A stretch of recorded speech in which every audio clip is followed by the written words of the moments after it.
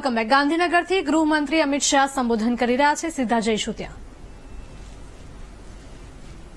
चाहे अर्थतंत्र की तालिका हो, चाहे टेक्नोलॉजी का क्षेत्र हो, चाहे सुरक्षा का क्षेत्र हो, चाहे शिक्षा का क्षेत्र हो, चाहे रिसर्च और डेवलपमेंट का क्षेत्र हो, चाहे इंफ्रास्ट्रक्चर की बात हो और व्यापार की बात हो, हर क्षेत्र में इस 10 वर्ष ने भारत ने कई दशकों की कमियों को पूरा कर कर आगे बढ़ने के लिए कदम भी उठाया है और हमें सफलता भी मिली। और मैं मानता हूं इसके कारण हमारी चुनौतियां कम नहीं होती है, बढ़ती हैं। क्योंकि कोई भी व्यवस्था में जब आप आगे बढ़ते हो तो किसी न किसी का स्थान लोगे, रेजिस्टेंस जरूर आएगा। और वो रेजिस्टेंस को आपने एनालिसिस कर कर हमें आगे बढ़ना पड़ा। कुछ आश्चर्यजनक सफलताएं हमने प्राप्त की। 11वें नंबर पर हमारा अर्थतंत्र था, हम 5वें नंबर पर ले आए। और मैं विश्वास के साथ कह सकता हूं कि 1 अप्रैल 2028 के पहले हम दुनिया का 3रे नंबर का अर्थतंत्र बन जाएंगे।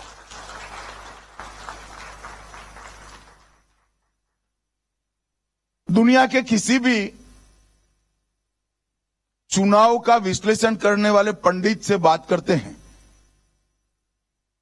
तो उनको आश्चर्य होता है कि 97 करोड़ पंजीकृत मतदाताओं का वोटिंग कोई गड़बड़ के बगैर हो गया और सिर्फ 16 बूथों के अंदर पुनः मतदान हुआ। ये बहुत बड़ी उपलब्धि है। हमने ऐसे देश भी देखे हैं जो टेक्नोलॉजी की दृष्टि से बहुत आगे होते हैं और महीनों तक उनके परिणाम घोषित नहीं होते। हमारे यहां 7 बजे मत गिनती शुरू हुई और 1 बजे परिणाम घोषित हो जाता है, विवाद भी नहीं होता है। ये बहुत बड़ी बात। जब कोरोना का संकट आया, दुनिया के विकसित देश अपनी तो चिंता कर ही रहे थे, साथ में भारत की विशेष चिंता करते, क्योंकि हम सब जानते थे, उसको स्वीकार भी करना पड़ेगा, क्योंकि उस वक्त हमारा हेल्थ इंफ्रास्ट्रक्चर इतना मजबूत नहीं था। वो सोचते थे कि क्या होगा भारत का 140 करोड़ की आबादी और कोरोना को कैसे टैकल करेंगे। पर हमारी परंपराओं में, हमारी पद्धतियों में एक ताकत पड़ी। जब कोरोना समाप्त हुआ तब पूरी दुनिया ने स्वीकार किया कोरोना का सामना सबसे अच्छा भारत ने किया है, कम से कम नुकसान के साथ।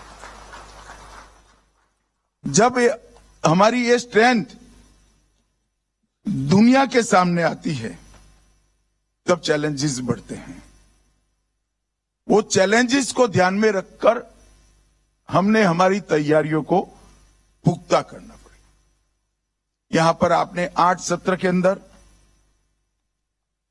नए आपराधिक कानून, फॉरेंसिक साइंस का उपयोग, डिजास्टर मैनेजमेंट, ब्लॉकचेन टेक्नोलॉजी का उपयोग, साइबर धोखाधड़ी, स्मार्ट सिटी में पुलिसिंग, आदिवासी क्षेत्रों में सामुदायिक पुलिसिंग और जेलों में कट्टरवाद से निपटने के उपाय, इस पर चर्चा होगी। मेरा आग्रह है कि सभी प्रतिभागियों से इसके अलावे किसी भी एक विषय पर उनके सुझाव मांगने चाहिए और इसको संकलित कर कर इसमें से आगे बढ़ने की हमने चेष्टा करनी चाहिए। भाइयों बहनों, जब मैं आज आप सबके सामने उपस्थित हूं तब भारत की आंतरिक सुरक्षा और हमारी आपराधिक न्याय प्रणाली के अंदर हम आमूल चूर परिवर्तन कर चुके हैं। और जब परिवर्तन होता है, कोई भी परिवर्तन परिश्रम की भी मांग करता है, सामंजस्य की भी मांग करता है और समावेशी होने की भी मांग करता है। परिवर्तन वरना सफल नहीं होते। और अब आने वाला 10 साल का जो दौर है, ये भारत की क्रिमिनल जस्टिस सिस्टम को दुनिया में सबसे आधुनिक, सबसे वैज्ञानिक और सबसे ज्यादा तेज बनाने का समय है। मैं पैदा हुआ तब से एक प्रकार से एक ताना सुन रहा हूं कि कोर्ट में जाने से बहुत देरी से न्याय मिलता है। मैं आप सभी को विश्वास दिलाना चाहता हूं कि 3 नए आपराधिक कानूनों के इम्प्लीमेंटेशन के बाद देश के किसी भी थाने में जो एफआईआर होगी, इसका सुप्रीम कोर्ट तक न्याय 3 साल के अंदर न्याय मांगने वालों को उपलब्ध हो जाए। और बहुत जिम्मेदारी के साथ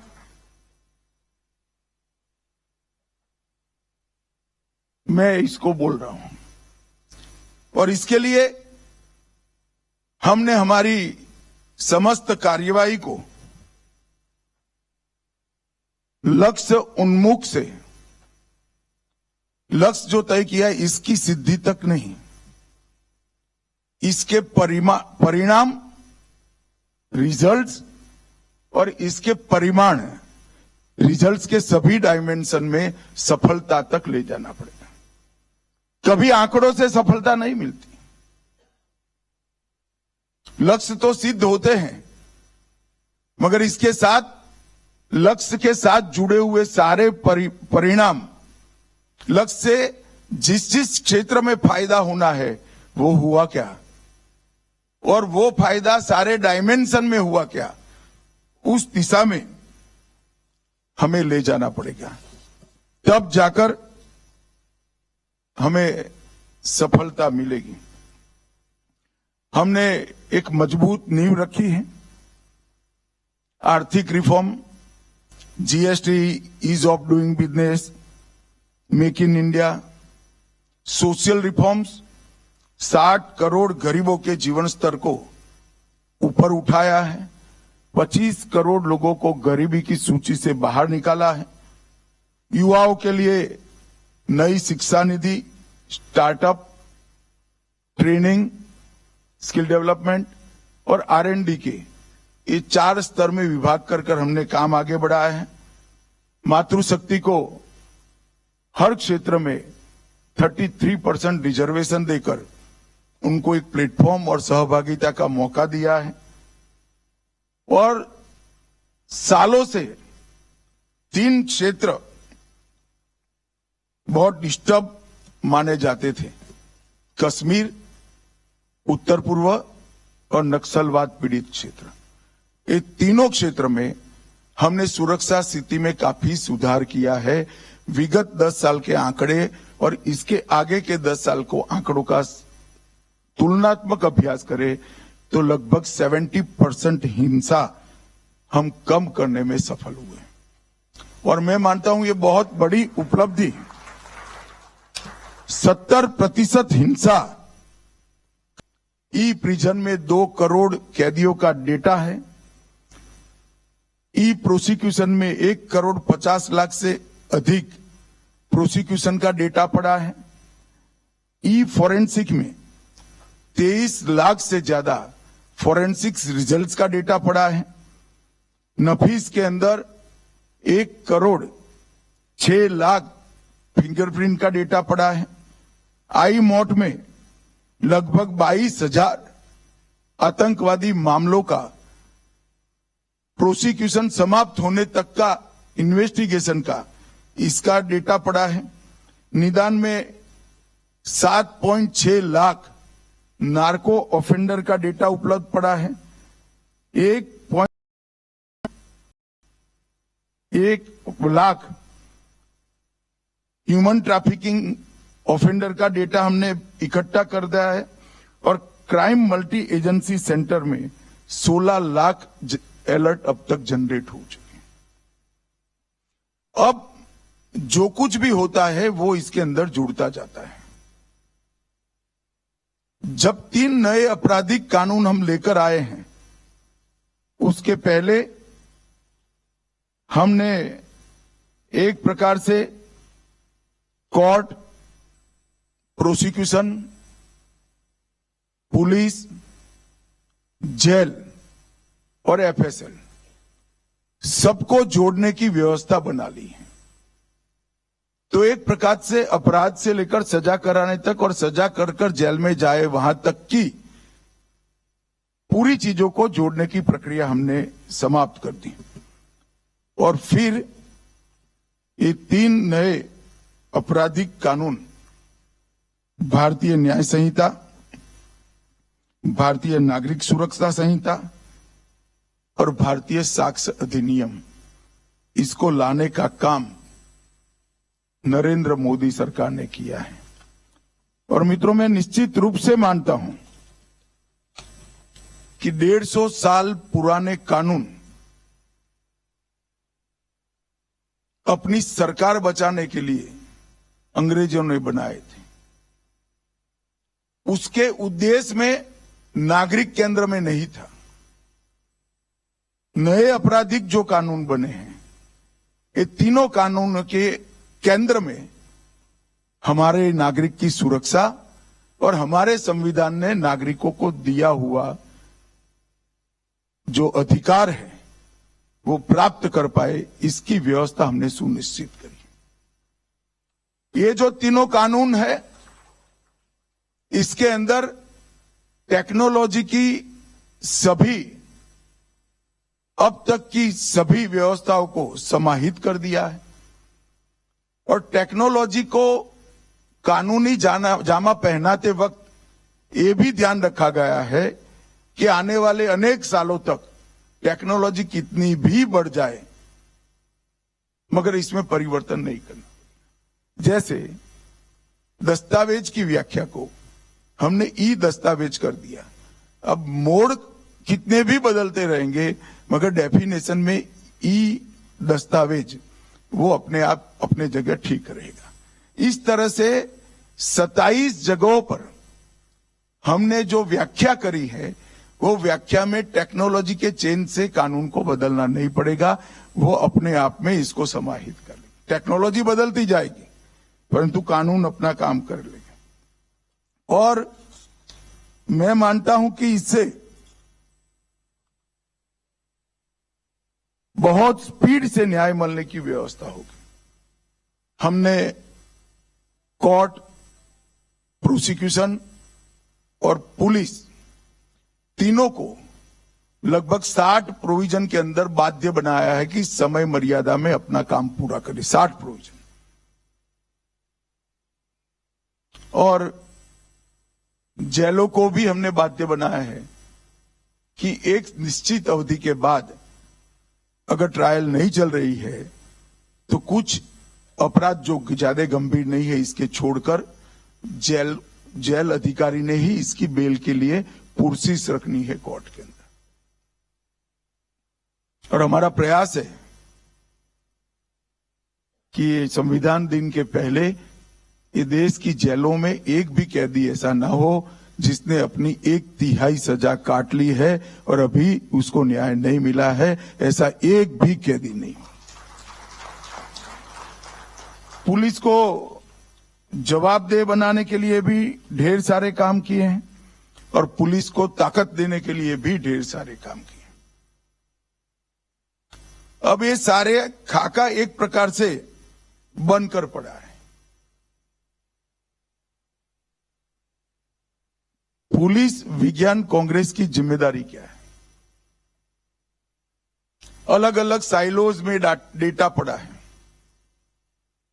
क्या पुलिस विज्ञान कांग्रेस अग्नि विज्ञान कांग्रेस के पहले एआई का उपयोग कर ये सारे डेटा को एक दूसरे के साथ बात करता हुआ कर सकती है क्या? इससे जो परिणाम निकलेंगे वो परिणामों को हमारी पुलिस व्यवस्था में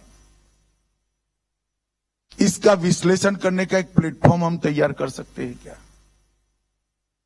और उसका विश्लेषण कर कर अपराधों की संख्या को रोकने के लिए, अपराधों के इन्वेस्टिगेशन के लिए और त्वरित न्याय के लिए हम हमारी व्यवस्था में, प्रणाली में बदलाव कर सकते हैं क्या?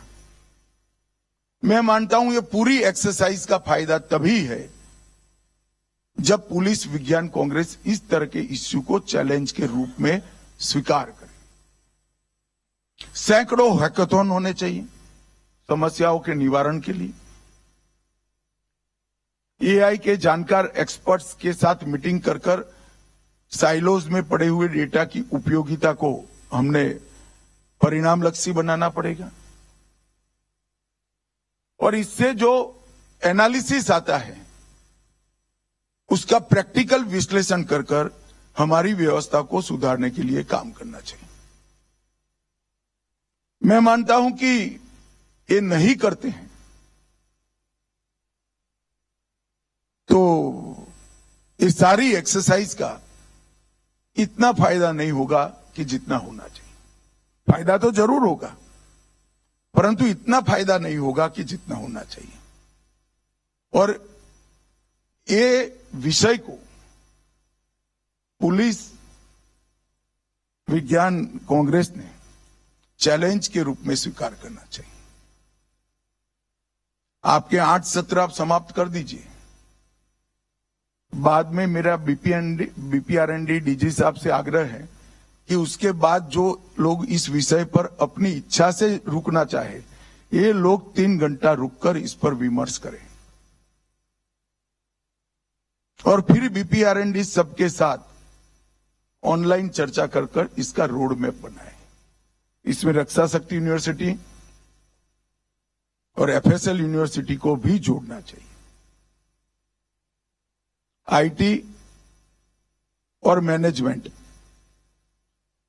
इसके लिए अच्छा काम करने वाली यूनिवर्सिटियों को भी इसके अंदर जोड़ना चाहिए। और इंप्लीमेंटेशन के विषय में जिन्होंने सफलतापूर्वक काम किया है, जिनको इंप्लीमेंटेशन के घूर मालूम है, ऐसे तज्ञों को भी इसमें जोड़ना चाहिए। तब जाकर ये परिणाम लक्षी बन सकता है। और मैं मानता हूं कि हमारी कांग्रेस भी तभी परिणाम लक्षी मानी जाएगी। आने वाले दिनों में हमारे सामने कुछ चुनौतियां हैं। दुनिया के सामने चुनौतियां है, सिर्फ भारत के सामने नहीं है। इसका हल भारत ने ढूंढना चाहिए। 5 क्षेत्र ऐसे हैं जिसमें कानून की रोकथाम करने वालों ने कानून तोड़ने वालों से 2 कदम आगे रहना चाहिए। इस पर भी पुलिस विज्ञान कांग्रेस ने चिंता करनी चाहिए। साइबर क्राइम, घुसपैठ मतलब सीमाओं का टेक्नोलॉजी से सीमाओं की सुरक्षा करना। बाड़ लगाना तो एक है जहां प्रैक्टिकल लगाएंगे, परंतु टेक्नोलॉजी से कैसे सीमा की सुरक्षा कर सकते हैं। ड्रोन का अवैध उपयोग, इसकी रोकथाम, नारकोटिक्स, इसके इन्वेस्टिगेशन में और जागरूकता में आधुनिक टेक्नोलॉजी का कैसे उपयोग हो सकता है, और डार्क नेट के दुरुपयोग के खिलाफ रोकथाम में इसका सॉल्यूशन। ये 5 क्षेत्र को भी हमने आरएनडी में जो विश्वास करते हैं, ऐसे सभी क्षमतावान लोगों के साथ मिलकर बीपीआरएनडी और पुलिस विज्ञान कांग्रेस ने आगे बढ़ना चाहिए। मित्रों, एक प्रकार से कोर्ट, प्रोसिक्यूशन, पुलिस, सीएपीएफ और स्टेट्स की रिजर्व पुलिस मिलाकर मैंने एक बड़ा अंदाज लगाया था। ये 10 करोड़ का परिवार है, 10 करोड़ लोगों का, जो देश के आपराधिक न्यायिक व्यवस्था को सुदृढ़ करता है। 10 करोड़ लोग हैं। अब 10 करोड़ लोगों को आगे कैसे बढ़ना, इसका चिंता ये 250 लोगों ने करनी है। मैं आप पर बोझ नहीं डाल रहा, आपकी जिम्मेदारी का एहसास कराता हूं, और ये हमारी भूमिका होनी चाहिए। मगर इसको बोझ मत समझिए। चिंतन कणिका जो होती है, इसने हमारे भूतकाल में एक ही चिंतन कणिका के बिंदु ने इस दुनिया को उपनिषद दिए। हर उपनिषद का मूल उद्भव एक चिंतन कणिका से हुआ है, और जिन उपनिषदों को आज पूरी दुनिया मानव विकास, पृथ्वी का संरक्षण और समावेशी स्वभाव, इसके लिए मूल चिंतन मानते हैं, पूरी दुनिया मानती है, इसके हर उपनिषद की उद्भव एक ही चिंतन कणिका है। तो चिंतन का एक कण, इसमें बहुत बड़ी ताकत होती है। तो 250 लोगों ने कोई दबाव में आने की जरूरत नहीं है। चर्चा और समावेशी कार्य पद्धति से 250 लोग पूरा देश बदल सकते हैं। और मेरा आग्रह है कि हमारी पुलिस विज्ञान सम्मेलन का आने वाले 10 साल का एक रोड मैप बने। हम क्या क्या परिवर्तन, क्योंकि कोई भी परिवर्तन थोपा नहीं जाता है, धीरे धीरे करना पड़ता है। इसका ईयरली रिव्यू, 5 ईयरली रिव्यू, फिर 5 साल के बाद फिर से इसका प्लानिंग, और 10 साल में हम गंतव्य स्थान पर पहुंचे। इस तरह का एक रोड मैप बीपीआरएनडी ने बनाना चाहिए, तो ही बीपीआरएनडी और एक पुलिस विज्ञान सम्मेलन अपने आप में सफल माना जाएगा। और मैं आज जो आप लोगों के सामने मेरे विचार रख रहा हूं, वो 3 सम्मेलन में जाकर 4थे सम्मेलन में करता हूं। मैं गंभीरता से इसका अध्ययन करने के बाद आपके सामने रखता हूं। लगभग 100 से 150 लोगों से मैंने चर्चा भी की है ये 5 सालों में, और धैर्यपूर्वक मेरे घर में जो डेटा संग्रहित करने वाला कंप्यूटर है, इसमें काफी सारे इकट्ठा कर मैंने स्वयं इसमें से कुछ बिंदु निकालकर आप लोगों के सामने रखे हैं। मैं आशा करता हूं कि एक नए क्लेवर के साथ, नए उद्देश्यों के साथ, नए लक्ष्यों के साथ पुलिस विज्ञान सम्मेलन अगला हो। ईश्वर ने चाहा तो मैं जरूर आऊंगा, परंतु आप लोग रोड मैप के साथ आइए, ऐसा मेरा आपसे विनंती है, आग्रह है। और आप सभी ने अब तक 50 साल में जो काम किया है, 50 सम्मेलनों में, वो एक प्रकार से देश की काफी सारी समस्याओं का निवारण करने वाला रहा है। इसलिए पूरी ये प्रक्रिया को बहुत बहुत बधाई और साधुवाद देकर हमारी बात समाप्त करता हूं। वंदे मातरम।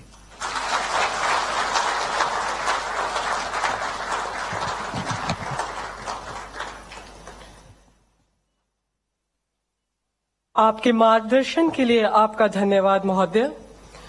महोदय, इस अखिल भारतीय पुलिस विज्ञान सम्मेलन का आयोजन बीपीआरएनडी द्वारा आरआरयू के समन्वय से किया जा रहा है और आरआरयू के परिसर में ही किया जा रहा है। मैं कुलपति राष्ट्रीय रक्षा विश्वविद्यालय प्रोफेसर डॉक्टर बिमल पटेल जी से माननीय मुख्य अतिथि महोदय जी को स्मृति चिन्ह भेंट कर उनको सम्मानित करने का अनुरोध करती हूँ।